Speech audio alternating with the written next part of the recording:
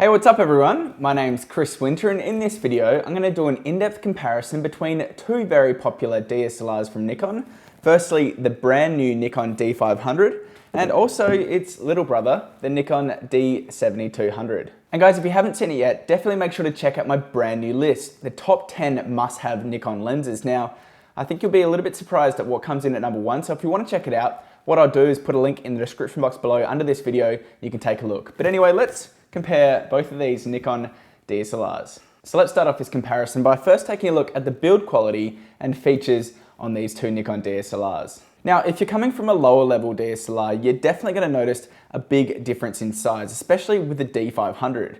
It's really quite a larger DSLR, but does feel really good in your hand. Now, both of these cameras comfortably work with larger telephoto lenses, and having that extra weight in the body really does help balance it out. Now, if you do know that you're going to be traveling a little bit more though, the D7200 is quite a lot smaller, so that's something to take into consideration if you do know that you're going to be out and about quite a lot. Now, both cameras have a number of nice features on the top here, including a nice top LCD screen.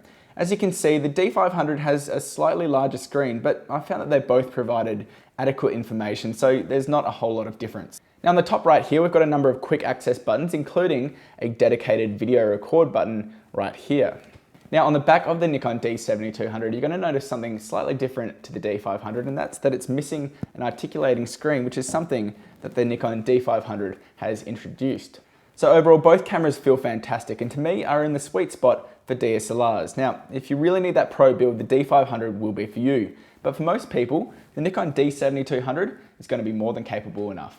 By the way guys, if you want to see a lot of sample images taken with the Nikon D500, what I'll do is put a link in the description box below under this video, and you can take a look at them in your own time. So let's quickly take a look at the viewfinders on both of these cameras.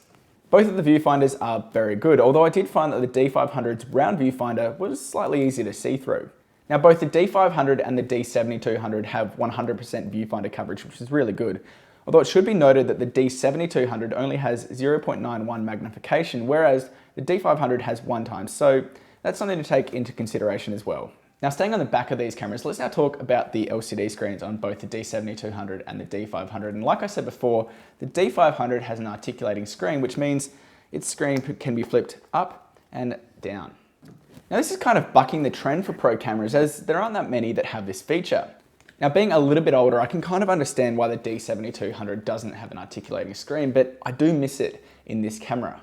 Now, the D500 screen isn't fully articulating though, so don't get too excited. Now, cameras from Canon and Panasonic have these fully articulating screens, which to me are a little bit better because they really allow you to maneuver the screen where you want it, which is really useful, especially if you're going to be shooting video. But it is nice to see in the D500 anyway. Overall, in terms of clarity and brightness, even in bright daylight, both of these screens are incredibly good. And I've got to say that I even prefer the Nikon screens to the Canons, which is saying quite a lot. The D500 screen is better than the D7200s to me, but not by as much as you think. So overall, they're both very, very good.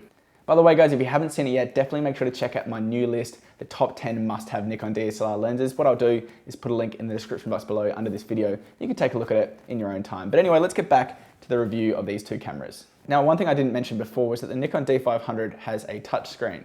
Now, this is another kind of interesting feature added to the D500 and one that I didn't expect to see. Now, how good is it? Well, it's not as good as I hoped, but it's useful for touching to focus, but that's about it.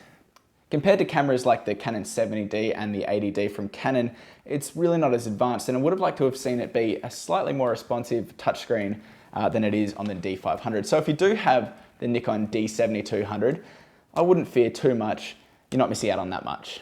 Now, I just quickly want to talk about the menus on both of these cameras, and I've got to say they're both very good. To be totally honest here, there's not a whole lot of difference between the two, although I did find that the D500 was slightly quicker scrolling through its menus, perhaps because of its newer processor technology. Now, one interesting feature on the Nikon D7200 that the Nikon D500 doesn't have is its inbuilt flash.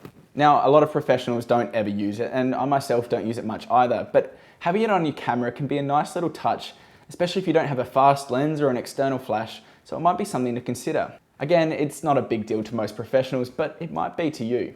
Now, one area where I feel Nikon is just killing it compared to Canon is with its card slots on the side here. Both of these cameras have dual card slots, with the D500 having a CF card slot and an SD card slot, and the D7200 having dual SD card slots. It's only a small feature, but both of these cameras have these dual card slots, so good on Nikon for including that. Now let's quickly talk about the burst rates on these cameras, and I've got to say I've been blown away with the speed of the Nikon D500. It's definitely a sports shooter's camera. The D500 can shoot at around about 10 shots per second, which sounds a little bit like this. The D7200 on the other hand can shoot at a respectable 7 frames per second. Now for most people, 7 will be more than enough, but if you really want the best of the best, that 10 frames is lovely.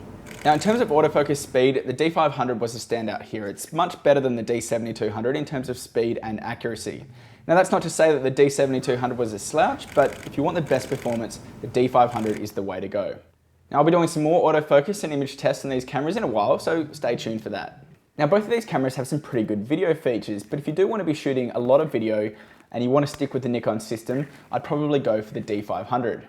It's got some lovely 4K video, which I was actually really impressed with. Now, the D500 does actually crop in a little bit when you shoot 4K, so that's something to be aware of, but it's not a huge deal.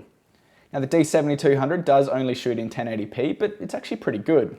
And now both cameras also have microphone inputs and headphone jacks, which is also really nice.